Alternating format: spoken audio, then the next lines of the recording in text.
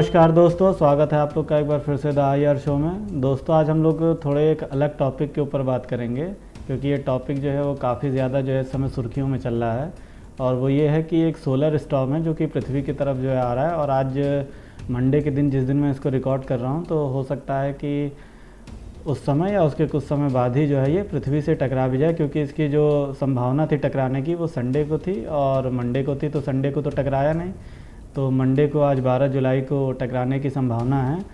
तो इसी के ऊपर हम लोग बात करेंगे। लेकिन दोस्तों, अपनी चर्चा को शुरू करने से पहले मैं आप लोगों से कहना चाहूँगा कि कोई भी लोग जो एग्ज़ाम की प्रिपरेशन कर रहा हो, UPSC चाहे स्टेट PCS या आपका NDA हो या SSC हो, कोई भी एग्ज़ाम हो, तो उस एग्ज़ाम से रिलेटेड आपको कोई भी पॉइंट ऐसा लगा करे मेरे आर्टिकल में और मेरे लेक्चर में कि ये पॉइंट आपको नोट कर लेना चाहिए, तो प्लीज़ उसको नोट कर लिया करिए। क्योंकि कौन सा पॉइंट आपको किस एग्ज़ाम में काम आ जाए ये कोई नहीं जानता है। तो जो भी आपको इम्पोर्टेंट पॉइंट लगा करे, क्योंकि मैं 2-3 बातें और कुछ ऐसी बातें ज़रूर बताने की कोशिश करता हूँ जो आपको एग्ज़ाम पॉइंट ऑफ व्यू से भी मदद करें।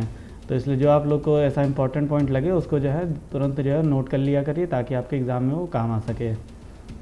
बाकी दोस्तों, कुछ लोग हैं जो देखते ज़रूर हैं लेकिन वो लाइक नहीं करते हैं और कुछ कमेंट नहीं करते हैं। तो प्लीज़ मैं उन लोगों से रिक्वेस्ट करना चाहूँगा कि जो भी वीडियोस को देखा करें और प्लीज़ जो है लाइक ज़रूर किया करें और कमेंट ज़रूर किया करें और ज़्यादा से ज़्यादा लोगों के साथ शेयर भी किया करें। तो चलिए दोस्तों, अपनी चर्चा को शुरू करते हैं।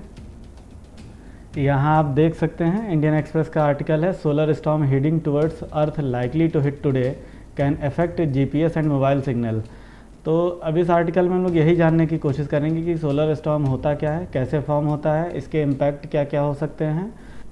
वैसे तो देखिए, हम लोग इंटरनेशनल रिलेशन के बारे में जो है वो डिस्कशन करते हैं, लेकिन हम लोग जो है इसके बारे में भी जो है आज डिस्कशन करेंगे, क्योंकि ये आपका अर्थ से रिलेटेड एक टॉपिक है और साइंस एंड टेक से भी रिलेटेड एक टॉपिक है। तो इसलिए आप लोग को इसके बारे में जानना चाहिए, क्योंकि इन्फॉर्मेशन और नॉलेज तो अगर आप लोग किसी चीज़ के लिए प्रिपेयर कर रहे हैं, अगर नहीं भी कर रहे हैं, तो भी एटलीस्ट मालूम होना चाहिए कि आसपास जो चीज़ें चल रही हैं, जो न्यूज़ इतना ज़्यादा आपके रोटेशन में है आपके चारों तरफ, उसका क्या मतलब है और वो किस तरीके से आपको जो है प्रभावित कर सकती है।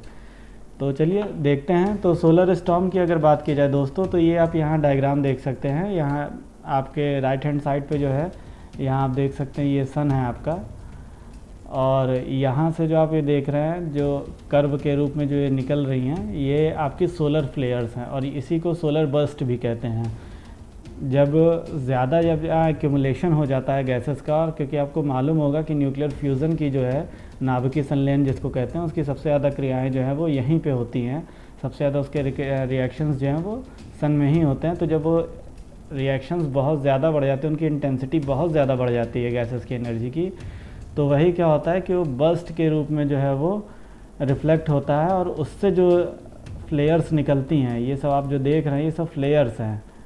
तो इन्हीं को क्या कहा जाता है, सोलर विंड्स जो है या सोलर स्टॉर्म जो है वो इन्हीं को कहा जाता है, क्योंकि इनकी जो इंटेंसिटी होती है इन सोलर विंड्स की वो बहुत ज़्यादा होती है। और ये कोई ये नहीं है कि आज ही हो रहा है, ये अक्सर ये ऐसा फिनोमिना है जो कि अक्सर होता रहता है। लेकिन यहाँ आप देख सकते हैं, यहाँ राइट हैंड साइड पे जो ब्लू में आपका एक छोटा सा जो ये सर्किल है, ये अर्थ है। और अर्थ का क्या है, अपना एक अलग मैग्नेटिक फील्ड है, जो कि इसको हमेशा क्या करता है कि सूर्य से आने वाली जो मैग्नेटिक फील्ड है और जो इनके आपके जो सोलर स्टॉर्म हैं, सोलर विंड्स हैं, उनसे क्या करता है कि पृथ्वी का जो एटमॉस्फेयर है उसकी रक्षा करता है, ये जो आपका मैग्नेटिक फील्ड है। लेकिन मैग्नेटिक फील्ड के आप यहाँ पे देख रहे होंगे थोड़ा सा जो है खालीपन है। तो कभी कभी जो सोलर विंड्स होती हैं या सोलर जो स्टॉर्म्स होते हैं वो यहाँ भी कभी आके इन गैप में आ जाते हैं। तो उसका क्या इफेक्ट होता है वो हम लोग अभी लास्ट में बात कर लेंगे। लेकिन बेसिकली होता यही है कि कोई भी स्टॉर्म या कोई भी सोलर विंड आती है तो पृथ्वी का जो अपना मैग्नेटिक फील्ड है, जो आप इसके लेफ़्ट और राइट दोनों तरफ देख सकते हैं, वो क्या करता है कि सोलर स्टॉर्म से और सोलर विंड से हमारी रक्षा करता है। इसके अलावा आप एग्ज़ाम पॉइंट ऑफ व्यू से अगर समझना चाहिए तो सन की जो लेयर्स होती हैं आप उनको कुछ ऐसे समझ सकते हैं कि सबसे जो अंदर हो गया ये आपका कोर हो गया, और कोर के पास की ही जो सबसे जो लेयर होती है उसको फोटोस्फीयर कहते हैं, जो कि आपको अक्सर जो है सूर्य को देखने से जो दिखाई देते हैं। जब भी आप अपनी नंगी आंखों से देखते हैं सूर्य को, तो जो आपको जो लेयर दिखाई देती है, जो उसकी जो आपको कवर उसका जो दिखाई देता है, वही होता है फोटोस्फीयर। फोटोस्फीयर उसे कहते हैं, जो सबसे इंटरनल लेयर होती है सन की। तो और इसके बाद जो क्रोमोस्फीयर होता है वो आप इसकी सेकंड लेयर समझ सकते हैं, और एक तरीके की ट्रांजिशन रीजन भी होती है। इसी के पास ट्रांजिशन रीजन भी होता है जहाँ पे हाइड्रोजन जो होती है वो हीलियम में कन्वर्ट हो रही होती है। तो इसीलिए क्या होता है कि जो भी आपकी जो हाइड्रोजन से जो हीलियम में बनती है, तो इनर का जो आपका जो टेम्परेचर है सन का, वो उतना ज़्यादा नहीं होता है, जबकि उसके बाहर की लेयर की तरफ जाते जाते आपका जो टेम्परेचर का लेवल होता है वो बढ़ता जाता है, क्योंकि ट्रांजिशन लेयर उसकी जो होती है वो बाहर से बीच वाली लेयर के पास में ही होती है, जहाँ पे हाइड्रोजन का हीलियम में जो होता है वो ट्रांसफॉर्मेशन होता है। साथ ही साथ जो सबसे आउटर लेयर होती है उसको कोरोना कहते हैं, जो कि आपको दिख रही होती है ऐसे इस तरीके से। यहाँ आप देख सकते हैं ये कोरोना, और ये फ्लेयर्स हैं जहाँ पे स्टॉर्म जनरेट होते हैं। तो इस डायग्राम से मैं आशा करता हूँ आपको काफ़ी जो है एक सन की एक जो बेसिक इन्फॉर्मेशन होती है वो आपको मिल गई होगी। देखिए, आपको कोई पीएचडी वगैरह तो किसी टॉपिक में करनी नहीं होती, लेकिन एक बेसिक इन्फॉर्मेशन जो है वो आपको पता होनी चाहिए कि जो कुछ चीज़ें हैं वो कैसे वर्क करती हैं। बाकी मैं आपको बता ही चुका हूँ कि solar flares are massive explosions on the surface of the sun that release energy, light and high speed particles into space. कि एक जो गैसेस होती हैं उनकी हाई एनर्जी जब रिलीज़ होती है, बस्ट होता है, एक तरीके का धमाका आप उसको समझ सकते हैं, जिससे क्या होती है कि एनर्जी बहुत ज़्यादा रिलीज़ होती है, और सोलर विंड्स जो होती है बहुत तेज़ी से फैलती हैं, और सोलर विंड्स की इंटेंसिटी इतनी ज़्यादा होती है कि काफ़ी उसमें एनर्जी का जो एक्यूमुलेशन बहुत ज़्यादा होता है, जिस वजह से उसको सोलर स्टॉर्म कहते हैं, क्योंकि उनकी जो फ्रिक्वेंसी होती है बहुत तेज़ होती है, उनकी स्पीड जो होती है वो बहुत तेज़ होती है। अब नासा के अकॉर्डिंग अगर कहा जाए, तो नासा के अगर अनुसार बात किया जाए, तो बिगेस्ट फ्लेयर जो होती हैं उनको एक्स फ्लेयर कहते हैं।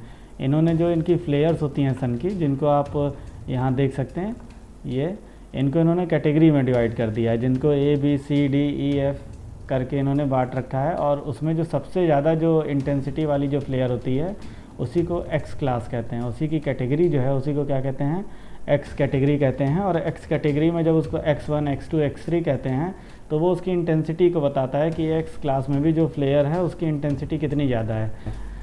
साथ ही साथ आपको मैं बता दूं कि जो आपका स्टॉर्म आ रहा है ये आपका 1.6 मिलियन किलोमीटर पर आवर की स्पीड से आ रहा है। 1.6 मिलियन किलोमीटर पर आवर का मतलब समझिए कि 16 लाख किलोमीटर प्रति घंटे की रफ्तार से। और इसको जो है पहली बार डिटेक्ट किया गया था, वो 3 जुलाई को जो है वो डिटेक्ट किया था। अब इसके अगर इम्पैक्ट की बात की जाए तो देखिए मेनली जो है, देखिए आपकी दो चीज़ें हो सकती हैं। एक तो आपका जीपीएस नेविगेशन, जैसे मोबाइल में आप क्या करते हैं कि जी मैप वगैरह चाहे लोकेशंस वगैरह को ट्रैक करते हैं, डिटेक्ट करते हैं, या मोबाइल के जो सिग्नल्स हैं वो आपके क्या हो सकते हैं, इफ़ेक्ट हो सकते हैं या काम नहीं कर सकते हैं, कुछ समय का आपको डिसरप्शन देखने को मिल सकता है। लेकिन अभी तक ऐसा कुछ हुआ नहीं है, तो लग नहीं रहा कि अभी तक टकराया है आपका सोलर स्टॉर्म। उसके अलावा देखिए ये पावर ग्रिड को जो है ये इफ़ेक्ट कर सकता है। पावर ग्रिड में क्या हो सकता है कि उनकी जो हीट हो, ट्रांसफार्मर वगैरह जो होते हैं, तो ट्रांसफार्मर की जो हीट होती है उसको बहुत ज़्यादा बढ़ा सकता है, जिससे वो बहुत ज़्यादा हीटअप होने की वजह से जो है वो ब्लास्ट कर सकते हैं। तो इसलिए एक तरीके का आपको पावर आउटेज देखने को मिल सकता है। तो इसकी वजह से क्या हो जाएगा, एक ब्लैकआउट हो जाएगा। ब्लैकआउट ऐसा नहीं है कि इससे पहले हुआ नहीं है, इस तरीके की चीज़ें जो हैं पहले ऐसी हुई नहीं हैं। जैसा कि आप यहाँ देख सकते हैं कि कनाडा में जो है वो 1989 में जो है वो इस तरीके की जो सोलर स्टॉर्म है वो पहले भी आ चुका है, जिसने 9 आवर्स का जो है ब्लैकआउट किया था कनाडा में। मतलब 9 घंटे वहाँ बिजली नहीं थी, ऐसा पहले हो चुका है और 1989 में ऐसा हो गया था।